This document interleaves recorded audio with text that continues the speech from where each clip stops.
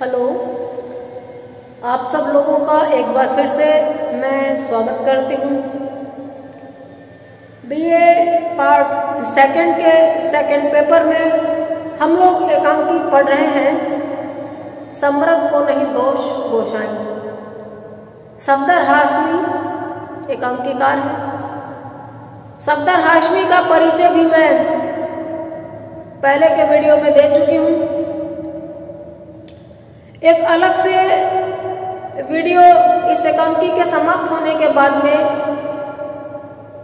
निबंधात्मक प्रश्न को लेकर मैं बनाऊंगी।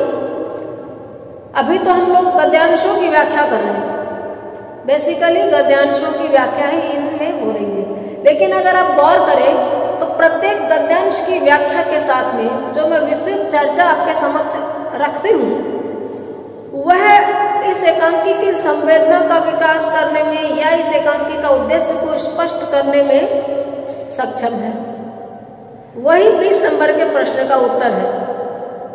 अगर हम सारे एपिसोड देखें, इस एकांकी के सारे वीडियो देखें, तो न सिर्फ हम लोग व्याख्या पार्ट को कंप्लीट कर रहे हैं, बल्कि निबंधात्मक जो प्रश्न आएगा 20 नंबर का, उस निबंधात्मक प्रश्न के उत्तर की भी हम तैयारी कर रहे हैं। बेसिकली या तो किसी पात्र के चरित्र चित्रण से संबंधित 20 नंबर का प्रश्न आता है, या एकांकी की तात्विक समीक्षा, अथवा तत्वों में से किसी एक तत्व की कसौटी पर एकांकी को कसना, उसमें या तो संवाद या कथानक। वो भी मैं लगातार बातचीत में बताती जा रही हूँ कि कथानक क्या है, इसके संवाद कैसे हैं, संवादों की खासियत। मतलब हम सिर्फ गद्यांशों को पढ़ नहीं रहे, एकांकी पढ़ नहीं रहे। कई बार मैं खुद बोर हो जाती हूँ कि एक एकांकी को मैं 8-8, 10-10 वीडियो में बता रही हूँ, लेकिन आप गौर करो तो बोर होना हमारा काम नहीं है। हम अपना पाठ्यक्रम पूरा कर रहे हैं और इन गद्यांशों की व्याख्या के माध्यम से हम बाकी प्रश्नों को, बाकी इकाइयों को भी न सिर्फ छू रहे हैं बल्कि कवर कर रहे हैं। इसके बावजूद मैं एक सेपरेट वीडियो इसका बनाऊंगी। हम पढ़ रहे थे कि मदारी और जमूरा जनता के बीच में तमाशा दिखा रहे। तमाशे के माध्यम से वो राशन की समस्या को न सिर्फ रख रहे हैं बल्कि उसका हल ढूंढने का प्रयास भी कर रहे हैं। नुक्कड़ नाटक इसलिए क्योंकि जनता की समस्याओं को लेकर लिखा गया है, तो जनता तो बहुत अमीर होती नहीं है। पूंजीपतियों के जिन कारगुजारियों का खुलासा किया जाता है, उनके लिए बड़े भव्य रंगमंचों की जरूरत नहीं पड़ती, क्योंकि वहां पर वही जाएंगे देखने, अपने खिलाफ देखेंगे और इतने बड़े हैं वो कि सबको बौना समझेंगे और अपने खिलाफ देखकर वे हंसकर आ जाएंगे, तालियां बजा देंगे, क्योंकि उनको पता उनको कुछ बिगड़ेगा नहीं। और जनता तक वो चीजें पहुंचेगी नहीं तो बदलाव कैसे आएगा। तो ये लोग जनता के बीच में पहुंचे हैं, साथ में उनके खड़े हैं, लोग तमाशा दे रहे हैं और सारी समस्या उनके बीच में रख रहे हैं। उन सारी समस्याओं में सबसे ज्यादा तो जमाखोरी, मिलावटखोरी, बढ़ती कीमतें, ब्लैक में सामान बेचना, उसको कैसे महंगा कर दिया जाता है, कैसे उसका स्टॉक उसका सीमित दिखाया जाता है, और कौन लोग इसके पीछे जिम्मेदार हैं। प्रशासन के जो मजबूत स्तंभ हैं वो सत्तारूढ़ पार्टियां, चाहे कोई भी हो, किसी भी दल की हो, किसी भी स्टेट की हो, वो और व्यापारी वर्ग, इनका आपस में एक मजबूत गठजोड़ होता है और जिसमें जनता पिसती है। राशन का बोरा लाला जी के पास से ये लोग ले आते हैं, लेकिन राशन के बोरे पे लाला जी बैठ जाते हैं, यानी कुंडली मारकर किसानों के अनाज में बैठ जाना और फिर वो उसको ले जाते हैं।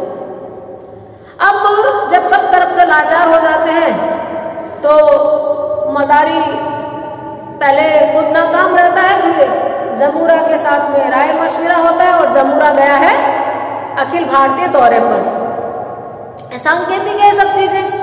उड़न खटोले पे बैठता है तो चादर पे लेट करके उड़ने की एक्टिंग करता है, पहुंचता है, वापस बुलाता है उसको जमूरे को कि आजा बता, तो वो बताता है कि ऐसे जो गृह मंत्री है वो तो पंजाब और आसाम के दौरे पर हैं, जो रसद खाद्य आपूर्ति मंत्री है वो जनता शौचालय का उद्घाटन कर रहे हैं। ये सारी चीजें हमने कर ली थी। मदारी बोलता है लड़के लौटा, जमूरा लौट आया, फिर सीधा लेटता है। क्या देखा? सभी मंत्रियों के कक्ष खाली हैं। गृह मंत्री कहाँ है? आसाम पंजाब के 20वें दौरे पर। आसाम और पंजाब के बाद खाद्य मंत्री कहाँ है? इलाहाबाद में जनता टॉयलेट का उद्घाटन। अबे तो कोई है भी राजधानी में? चलो सब मंत्रियों के कक्ष खाली है, राजधानी में कोई है भी? हाँ है, पर अभी व्यस्त हैं आराम करने में। है तो सही, लेकिन अभी आराम करने में व्यस्त हैं। कहाँ आराम कर रहे हैं? देखिए हम लोग अपनी झोपड़ी में, कुटिया में 2 BHK 3 BHK जो भी घर है उसमें आराम करते हैं। गांव में अगर खूब जमीन है तो कमरे कम है, लोग कैसे भी खुले में आराम करते हैं। रातों को भी सर्दी में भी रजाई ओढ़ करके लेट जाएंगे अपने खेत जैसे घरों में। लेकिन नेताजी के पास बेचारों के पास घर नहीं है, होटल में आराम करते हैं। 5 सितारा 7 सितारा होटलों में इनके हर कुछ दिन बाद में कोई सेमिनार, कोई पब्लिक फंक्शन, कुछ आओ भगत के कार्यक्रम चलते रहते हैं। कहता है कि है तो सही पर अभी व्यस्त हैं आराम करने में। कहाँ आराम कर रहे हैं? ओबेरॉय इंटरकॉन्टिनेंटाला, ये बहुत भव्य महंगे होटल का नाम है, ओबेरॉय इंटरकॉन्टिनेंटाला। मदारी कहता है ये क्या है मेरा लाला? जमूरा कहता है अंतरराष्ट्रीय धर्मशाला। अंतरराष्ट्रीय धर्मशाला, इंटरनेशनल इन, रुकने की जगह, सराय, लेकिन इंटरनेशनल, बहुत महंगी। तो उसे ही पकड़ के ला। कहते चल वो जो होटल में आराम कर रहा है उस मंत्री को पकड़ ला। जाता है, ठक ठक ठक ठक ठक ठक। कौन है? मैं। अंदर से एक नशे में धुत आवाज आती है, कौन है? मैं। सरकार, जनता का हरकारा, जनता की तरफ से बुलाने वाला हरकारा, जो समाचार सूचनाएं भाग के दे के आता है। गाड़ी मोटर जब नहीं थी तो ये लोगों को दौड़ा दिया जाता था कई कई कोस दूर तक समाचार देने के लिए। हरकारे, संवदिया, फणीश्वरनाथ रेणु की कहानी में है ना संवदिया, हर गोविंद, वो से। मंत्री टोपी पहन और अंग वस्त्र लटकाए खड़ा होता है। मंत्री एकदम ये झूल रहा है झूला। टोपी तो पहन ली, गांधी टोपी बहुत जरूरी नेताओं के लिए, लेकिन बाकी चड्डी बनियान में है, पूरे से कपड़ों का भी होश नहीं है। कौन आया है? कभी जनता। जनता इनके दिमाग में एक शब्द फिट रहता है कि इनके यहाँ वोट मांगने जाना है। अब वो जनता दरवाजे पे तो जैसे तैसे आया है अभी, लेकिन जनता को ज्यादा याद नहीं रखते चुनाव के बाद में। जनता किस चिड़िया का नाम है? होश आवास में तो मंत्री जी है नहीं। ठक ठक ठक ठक सुना तो कौन है? तो जनता का हरकारा खड़ा होता है और पूछते हैं जनता किस चिड़िया का नाम है? कौन है भैया जनता? वही जिसके अंडों से वोट निकलते हैं हुजूर। ये वो चिड़िया है भाई। कौन सी चिड़िया है जनता? ये वो चिड़िया है जिसके अंडों से वोट निकलते हैं। Oh you mean the people, the toiling masses. अच्छा अच्छा, आपके कहने का मतलब जनता, मास, खुले में जो घूमती है। यस यस यस यस, जमूरा बोलता हाँ वही जनता, इसकी कोई एक पहचान नहीं है, समूह में रहती है। मंत्री पूछता है क्या मांगता है पीपल? पीपल को क्या चाहिए? जमूरा कहता है इंसाफ, जनता को इंसाफ चाहिए। हम इंसाफ करेगा, जरूर करेगा। नेताजी का खुद का ठिकाना नहीं है, लेकिन कह रहे हैं हम इंसाफ करेंगे और जरूर करेंगे। तो आइए मेरे साथ। मंत्री लड़के के कंधे पर खड़ा होता है। चलिए हिसाब इंसाफ करेंगे। तो सांकेतिक रूप से जैसे रामायण में हनुमान जी ले गए थे राम और लक्ष्मण को, जमूरे के कंधे पे नेताजी चढ़ जाते, वैसे भी नेता जो है वो जनता के कंधे पे सवार रहते हैं। हो गई बात। उसके बाद वापस पब्लिक प्लेस में वहीं आ गए वो मजमे में। मदारी कहता जमूरे लौट आ। जमूरा कहता है लौट आया। क्या लाया? मंत्री लाया। क्या? मंत्री। मंत्री तो करा दे मुनादी तमाशबीनों में, बिठा दे खौफ सबके सीनों में। मंत्री अर्श से जमीन पे आया है, जाने क्या कहर साथ लाया है। इसके पीछे कोई घोटाला है, लगता है दाल में कुछ काला है। भाई मंत्री जनता के बीच में आसानी से आने वाला नहीं है। मंत्री कारों में घूमते हैं, महलों में रहते हैं, जनता को अर्जी लगानी पड़ती है मिलने के लिए। जिनसे हाथ जोड़ के वोट मांगते थे उनके पास बाद में कहाँ जाते हैं, और आप मिलने जाओ तो वो आपको तुरंत थोड़ी मिल जाएंगे। मंत्री बना कैसे? डेमोक्रेसी में मंत्री तो जनता बनाती है, लेकिन जनता जनता रह जाती है, मंत्री मंत्री हो जाता है। अब ये मंत्री मजमे में है, बीच में पब्लिक है, तो कहता भाई तमाशबीनों में मुनादी फिरा दो, सुनो सुनो सुनो, बा मुलाहिजा होशियार, मंत्री जी बीच में पधारे हैं, सबके सीने में खौफ बिठा दो। ऐसे तो नहीं आते मंत्री जी। और मंत्री अगर अर्श से जमीन पे आया, आसमान से जमीन पे आया है, तो जाने इसके पीछे कितने XYZ सिक्योरिटी वाले आ जाएंगे, संभालने वाले आ जाएंगे, प्रेस कॉन्फ्रेंस करने वाले आ जाएंगे। कहर का यही मतलब, और तो क्या है। और पीछे क्या घोटाला है, लगता है दाल में कुछ काला है। मंत्रियों के पीछे कोई न कोई घोटाला होता, लगता है दाल में काला है। जमूरा कहता है खल्क खुदा का, मुल्क जमींदार का, इंतजाम सरमाएदार का और हुक्म उनके ताबेदार का। हर खासो आम को इत्तला दी जाती है कि समाजवादी बादशाह वाली बेताज शहंशाह राशन पानी जिले सुबहानी जनाब मंत्री महोदय पधार रहे हैं। फरियादी एक एक करके हुजूर में आए और अपने दुख का हाल सुनाए।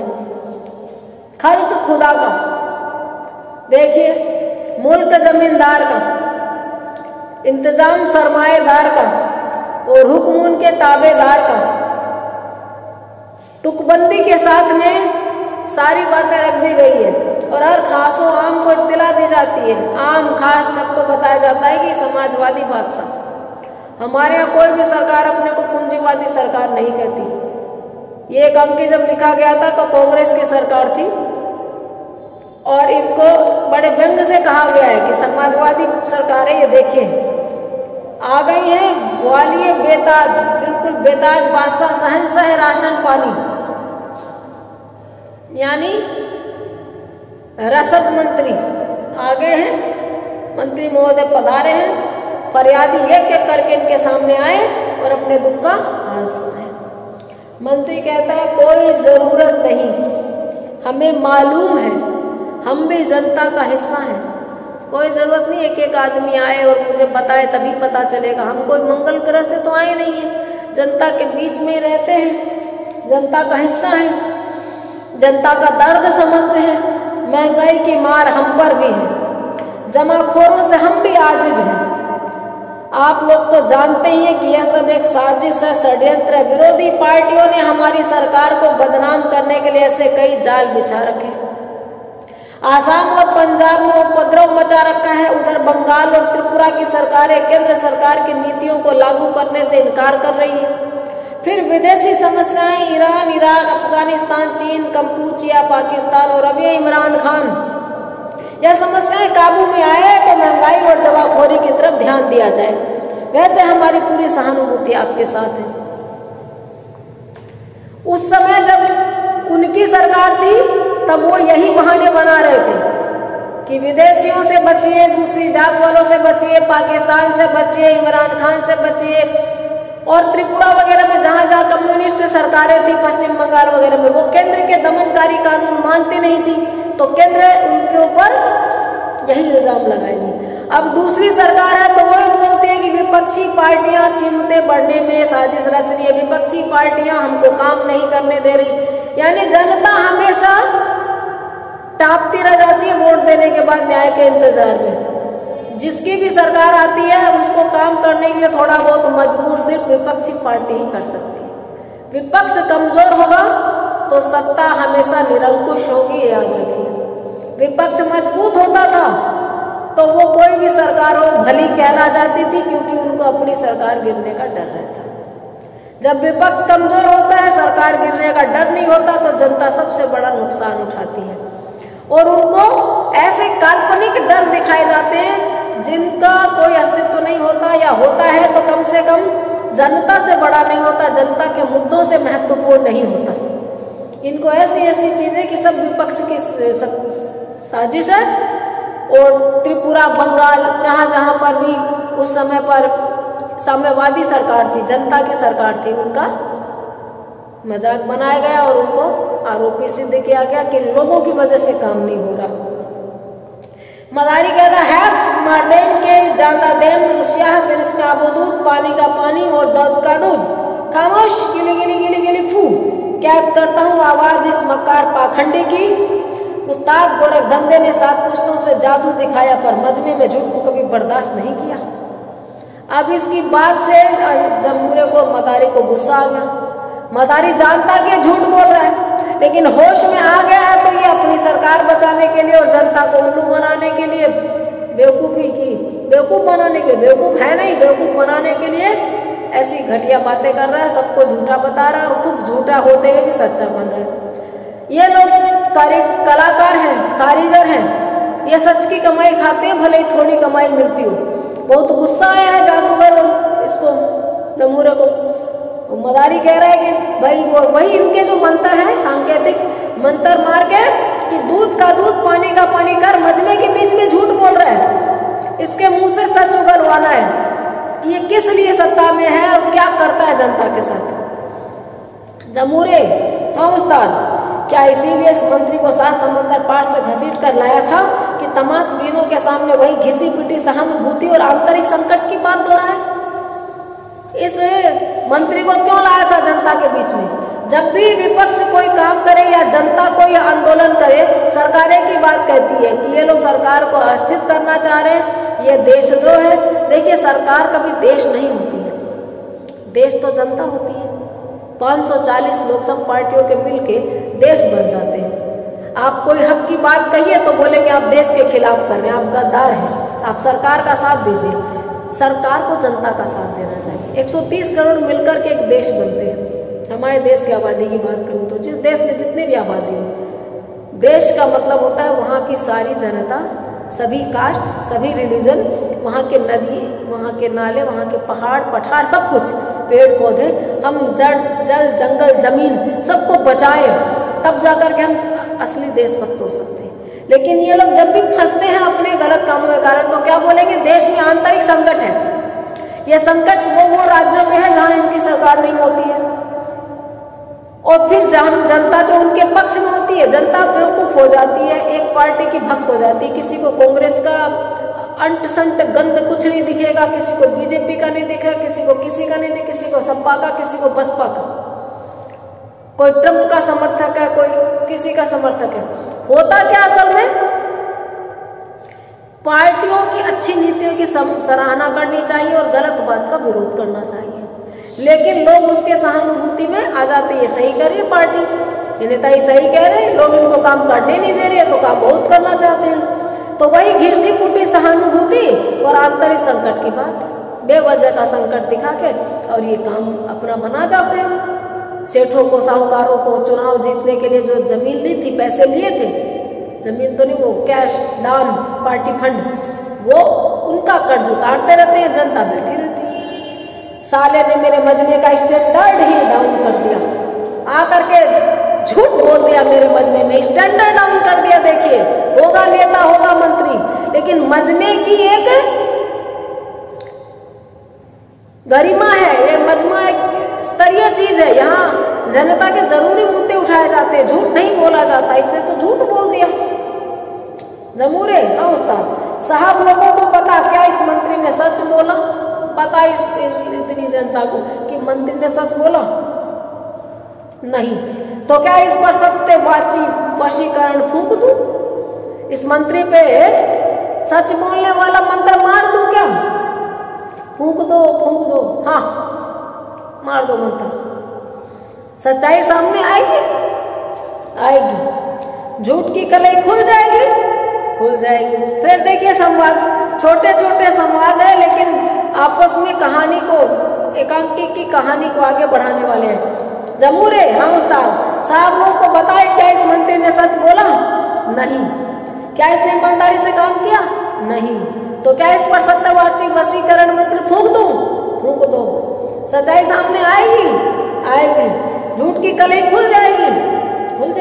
अब देखिए मंत्र क्या फूकेगा, इनके पास क्या मंत्र होते हैं, ये लोक कलाकार हैं, जादूगर हैं। ओम फट स्वाहा उस तरीके से हिटिंग छट, सच बोल झटपट, सिम सिम फोड़, झूठी बात को तू छोड़, नीम करेला छिपकली, बिच्छू सांप बिझार, कीकर कोयल कोच के चुली, सो पर साथ सवार, अंजन मंजन दुख भंजन संकट मोचू के बाप, शक्ति दिखा दो नीलकंठ, मुख से सच फूटे आप, ओम नमः शिवाय।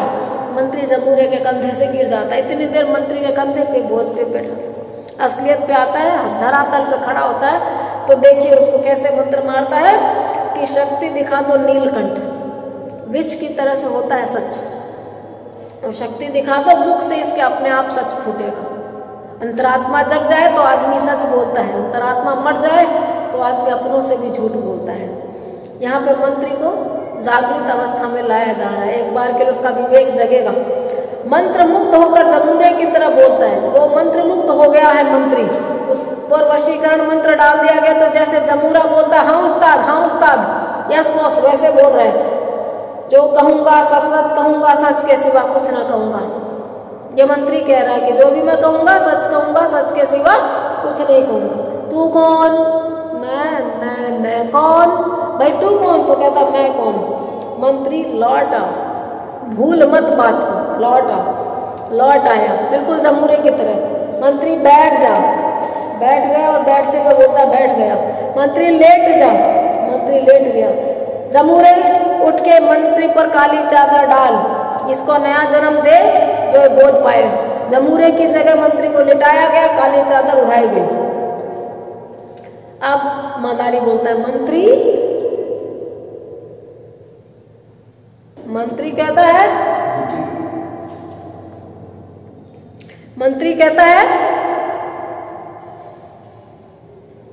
लौट आया। तू कौन? मैं कौन? जो पूछूंगा बतलाएगा।